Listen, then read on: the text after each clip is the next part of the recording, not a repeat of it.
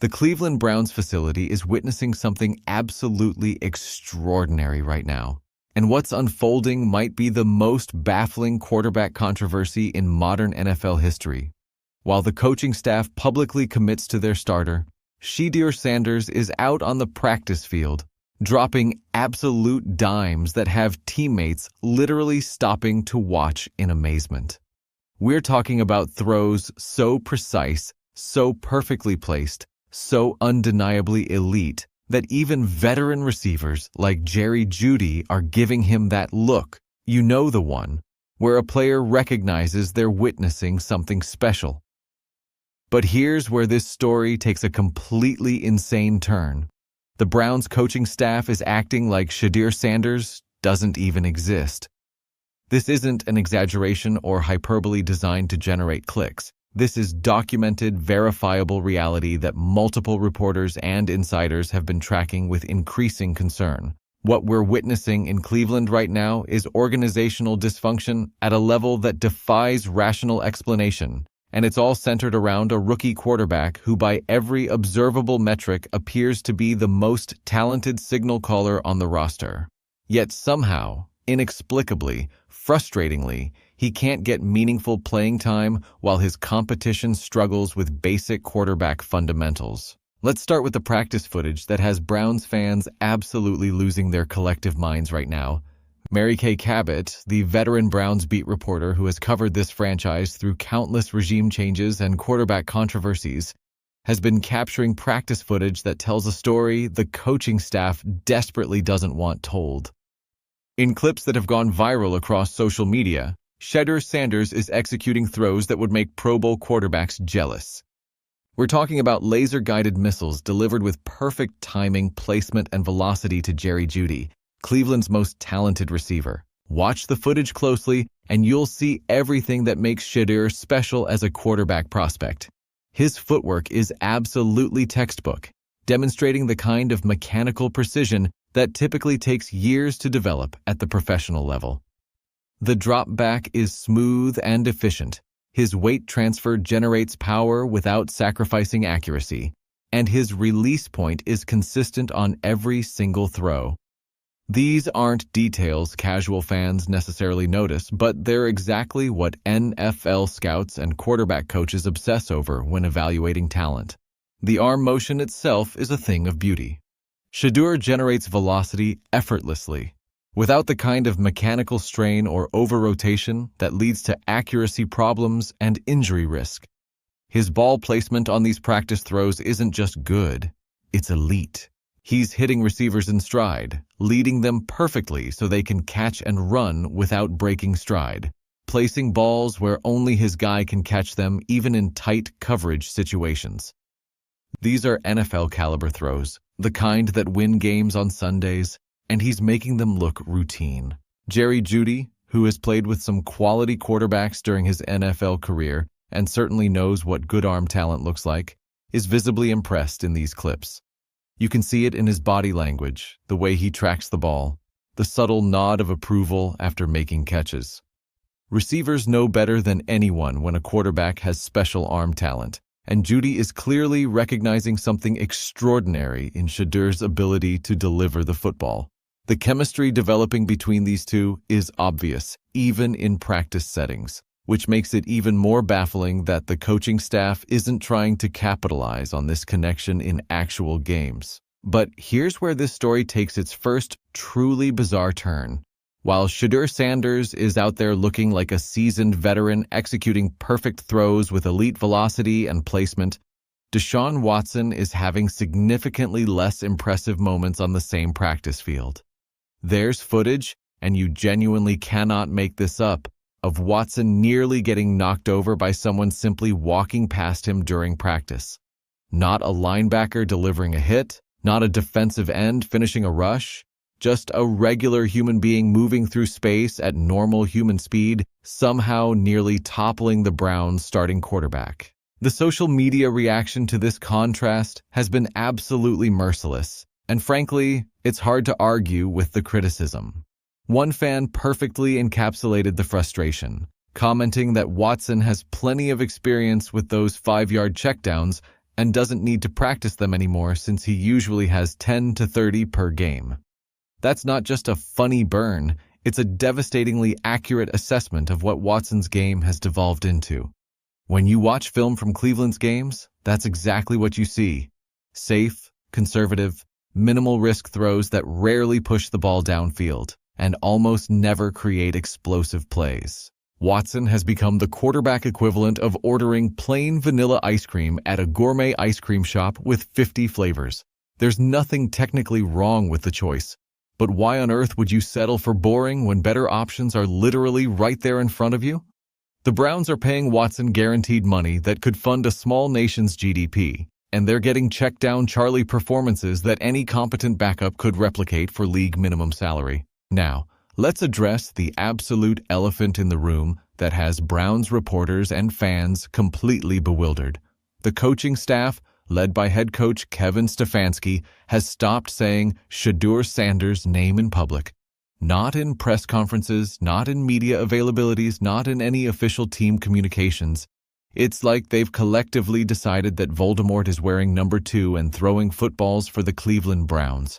Tony Rizzo from ESPN Cleveland, one of the most respected voices in Cleveland sports media, went back through 8 separate press conferences over a week-and-a-half period and discovered something absolutely stunning. Kevin Stefanski did not mention Shedeur Sanders by name even one single time. Think about how organizationally dysfunctional that behavior is for just a moment. This is a quarterback on your 53-man roster, a player you invested draft capital in acquiring, someone who could potentially represent the franchise's future at the most important position in sports. And the head coach is treating him like he's a state secret that cannot be acknowledged publicly. What possible explanation could justify this bizarre approach? What message does it send to the player, to his teammates, to the fan base that's desperate for competent quarterback play? Offensive coordinator Ken Dorsey jumped on this same bizarre bandwagon, spending extended time in press conferences defending Watson while making every imaginable excuse for his poor performance, all while steadfastly refusing to even acknowledge Shedeur's existence by name. It's reached the point where Cleveland media members, who typically maintain professional relationships with the coaching staff, are openly questioning what's happening and why this strange omerta around Shedeur has been implemented. Tony Rizzo, who has covered Cleveland sports for decades and has seen every iteration of Browns' dysfunction imaginable, has been particularly vocal about how troubling this situation has become. During his radio show, Rizzo delivered commentary that cut right to the heart of what's wrong in Cleveland right now. He said, and this is a direct quote that should send chills down the spine of every Browns fan, "Once your coach starts not making sense, it's the beginning of the end." Let that statement marinate for a moment. This isn't some hot take artist desperately fishing for attention or clicks. This is a veteran journalist who has covered this franchise through the Tim Couch era, the Brady Quinn disappointment, the Johnny Manziel disaster, the Baker Mayfield soap opera, and now the Deshaun Watson catastrophe. He's seen it all, and he's telling you that what's happening right now with the coaching staff's handling of the quarterback situation isn't just questionable, it's a red flag indicating deeper organizational rot.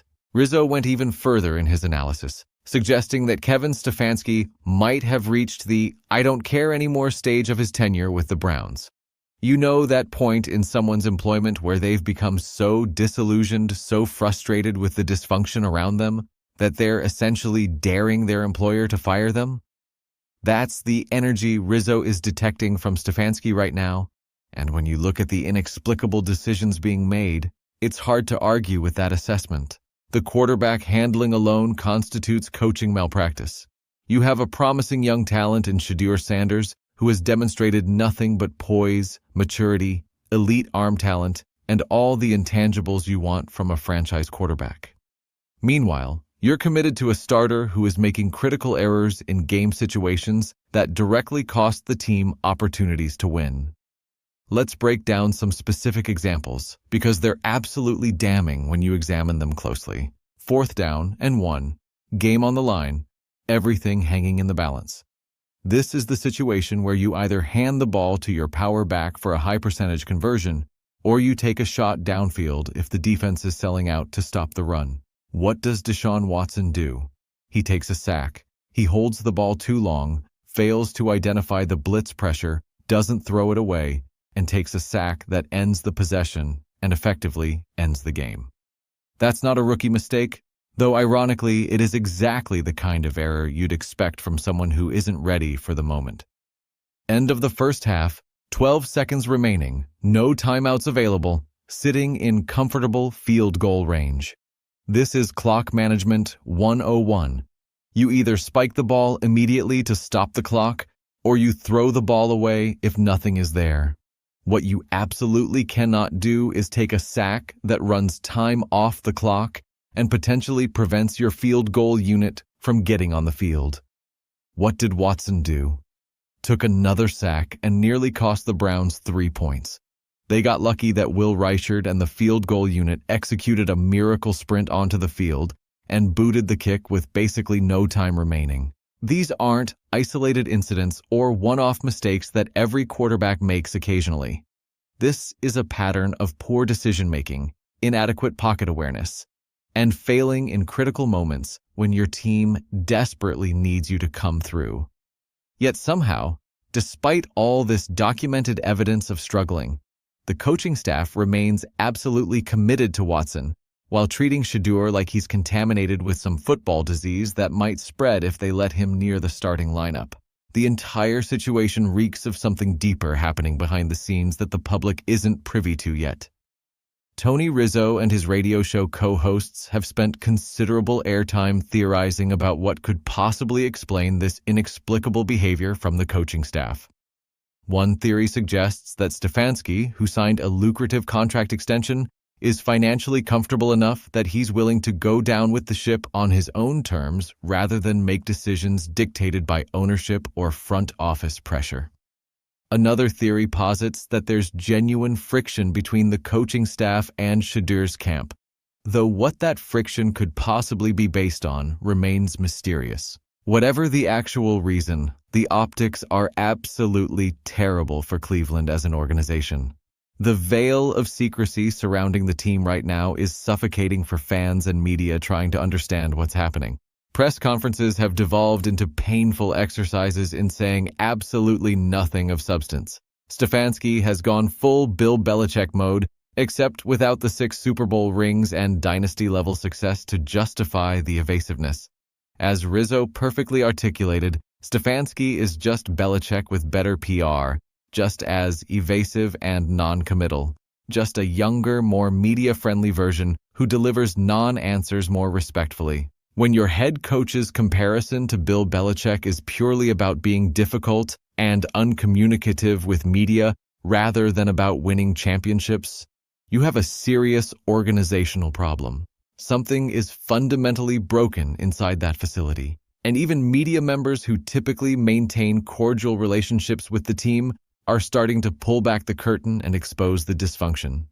Rizzo literally said on air that he's ready to go undercover, to sneak into the Browns facility in a laundry barrel if necessary to discover what's really going on. When journalists are making mission impossible references about covering your football team, you've got serious issues. Now let's talk about how Shedeur Sanders has responded to this completely insane situation, because his maturity and professionalism deserve recognition. In recent interviews, Shedeur has opened up about his growth both on and off the field, and his comments are incredibly revealing when you read between the lines and understand the subtext of what he's really saying. He talked about learning how to handle different situations, about understanding his evolving role as a leader, and most tellingly, about keeping his personality slimmer because not everyone understands it. Think carefully about what he's actually communicating there. This is a naturally charismatic, confident, playful young quarterback with undeniable swagger and star quality being told he needs to tone himself down, to make himself smaller, to be less of who he authentically is. Why? For whose benefit? The whole dynamic feels wrong and suggests There are personality conflicts or philosophical differences happening behind the scenes that have nothing to do with Shedeur's actual ability to play quarterback at a high level. When asked specifically about criticism from certain quarters, Shedeur's response demonstrated remarkable emotional intelligence and maturity. He said, "He's just trying to start something. We not on no negativity from now on, man. I'm just here to be positive, and I don't speak on anything negative." That's the new wave. This young man is 23 years old and handling a circus-like situation with more composure and grace than coaches 3 times his age who are supposedly the adults in the room. He's refusing to take bait, declining to feed into drama, keeping his head down and continuing to throw absolute missiles on the practice field. But here's what makes this entire organizational dysfunction so utterly frustrating for Browns fans who have endured decades of quarterback incompetence. They can see with their own eyes what Shedeur brings to the table. Every practice clip that leaks onto social media, every throw that gets captured on camera, every interaction he has with teammates, all of it screams franchise quarterback potential. The arm talent is undeniable and elite. The leadership qualities are obvious to anyone paying attention. The football IQ and processing speed are evident in how he goes through progressions and makes decisions. Yet, somehow, inexplicably, maddeningly, he cannot get meaningful playing time. Meanwhile, Deshaun Watson is out there nearly getting knocked over by people walking at normal human speeds. How is this the guy the coaching staff has decided to hitch their wagon to? What are they seeing in practice that makes them confident in Watson over Sanders? Because from everything the public can observe, it makes absolutely zero sense. The Jerry Jeudy connection developing in practice is particularly fascinating in all of this. Jeudy is Cleveland's most talented receiver, a former first-round pick who came over from Denver with high expectations and legitimate pedigree. He knows what quality quarterback play looks like because he's played with competent starters before. The fact that he's working extensively with Shedeur in these practice sessions, that you can visibly see chemistry developing between them, tells you something important. Receivers understand quarterbacks better than anyone else because they're the ones running routes and depending on accurate ball placement. Jeudy clearly recognizes something special in Shedeur's ability. Let's zoom out and examine the broader historical context here, because this situation doesn't exist in a vacuum. The Cleveland Browns have been searching for a franchise quarterback since the team returned to the NFL in 1999. That's 25 years of uninterrupted futility at the most important position in football. They've drafted quarterbacks high in the draft. They've signed veteran free agents. They've tried the reclamation project route. And absolutely nothing has worked for any sustained period. The list of failed quarterbacks in Cleveland during this span reads like a memorial to broken dreams and wasted potential. Tim Couch, Kelly Holcomb, Jeff Garcia, Brady Quinn, Derek Anderson, Colt McCoy, Brandon Weeden, Brian Hoyer, Johnny Manziel, Josh McCown, Robert Griffin III, Cody Kessler, Deshaun Kaiser, Tyrod Taylor, Baker Mayfield, and most recently, Deshaun Watson. Now they have a talented young quarterback with legitimate NFL pedigree, a guy who dominated at Colorado under the brightest spotlight in college football, who comes from football royalty and has been groomed for this moment his entire life. And the organization is treating him like radioactive waste that cannot be handled without protective equipment. It's the most Cleveland Browns thing imaginable, and fans are rightfully losing their minds over the organizational incompetence on display.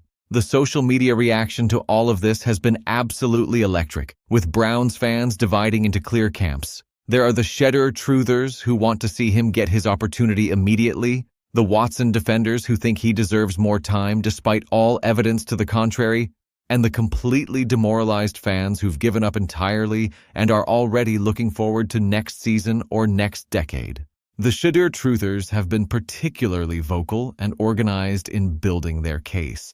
They're creating highlight compilations, breaking down his throwing mechanics frame by frame, comparing his college statistics to other successful NFL quarterbacks, essentially constructing an airtight argument for why he should be starting right now. And you know what? When you examine the evidence they're presenting, they're not wrong. Watch Shedeur's college tape from Colorado, and you see a quarterback who processes information quickly, goes through his progressions systematically, isn't afraid to push the ball downfield and attack defenses vertically, and possesses that indefinable it factor you absolutely cannot teach. His performance in big games against elite competition was consistently impressive.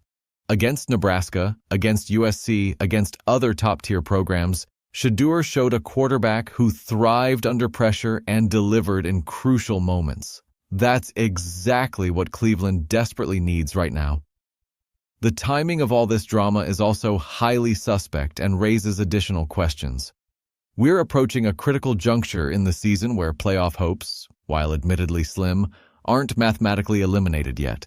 This is typically when coaching staffs make bold moves to spark the team, to try something different when what you're doing clearly isn't producing results. Yet Cleveland seems content to run it back with the exact same formula that's been failing week after week. It's absolutely maddening to watch from the outside as a neutral observer. Imagine how fans who have invested their emotions, their money, their precious time into supporting this franchise must feel watching this unfold. They see the solution to their quarterback problem making perfect throws on the practice field. They see him conducting himself with professionalism and maturity. They see teammates responding to his leadership. And yet the coaching staff acts like he doesn't exist while trotting out inferior options who keep making the same mistakes.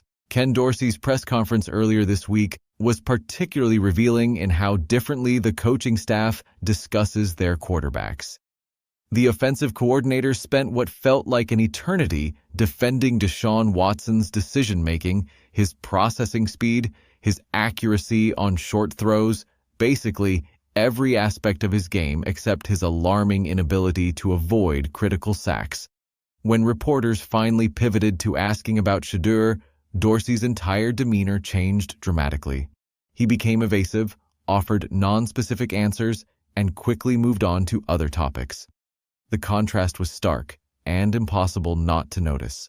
This kind of behavior from a coaching staff typically indicates one of several possible scenarios. Either there's something happening behind the scenes with the player that the public doesn't know about, there's a fundamental philosophical disagreement about the quarterback's readiness that's dividing the organization, or there's external pressure from ownership or the front office creating this awkward dynamic where coaches feel handcuffed in their decision-making. Given the Browns' history of organizational dysfunction and power struggles, any of these scenarios is entirely plausible. What makes this situation even more perplexing and frustrating is that Cleveland isn't exactly in a position where they need to protect their long-term investment or play it safe. They're not sitting at 8-2 with playoff positioning locked in and just trying to stay healthy. They're struggling, fighting for relevance, desperate for any kind of spark that could salvage the season. This is precisely the type of situation where you'd expect a coaching staff to take a calculated risk on the high upside option rather than continuing to bang their head against the wall with what clearly isn't working. The practice footage that continues emerging tells a story that statistics and press conference platitudes simply cannot convey.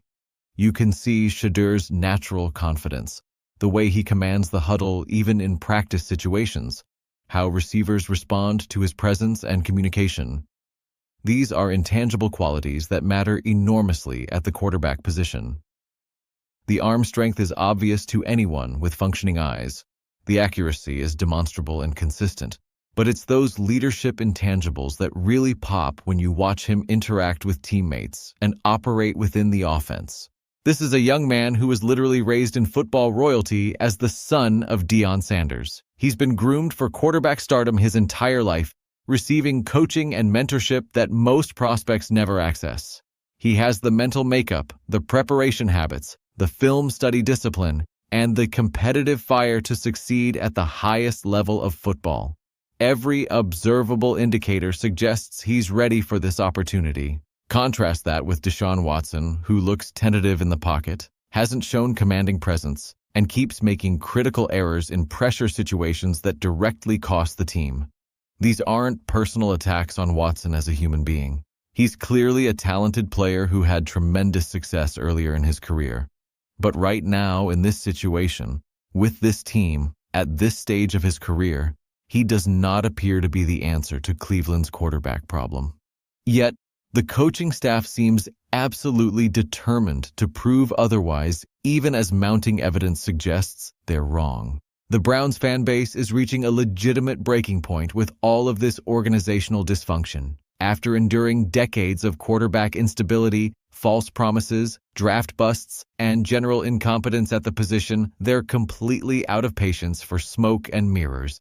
They want honest answers, genuine transparency, and to see the player who gives them the best chance to win on the field, making plays on Sundays. Right now, based on every piece of publicly available evidence, that player appears to be Shedeur Sanders. What happens next in this saga could genuinely define the trajectory of this franchise for the next several years.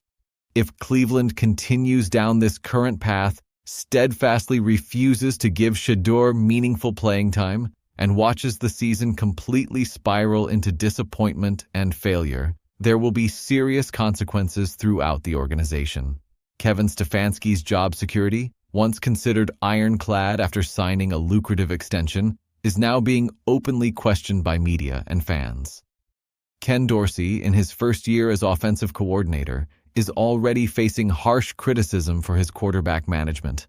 The front office will eventually have to answer difficult questions about why they invested resources in drafting certain players if they had no intention of actually using them.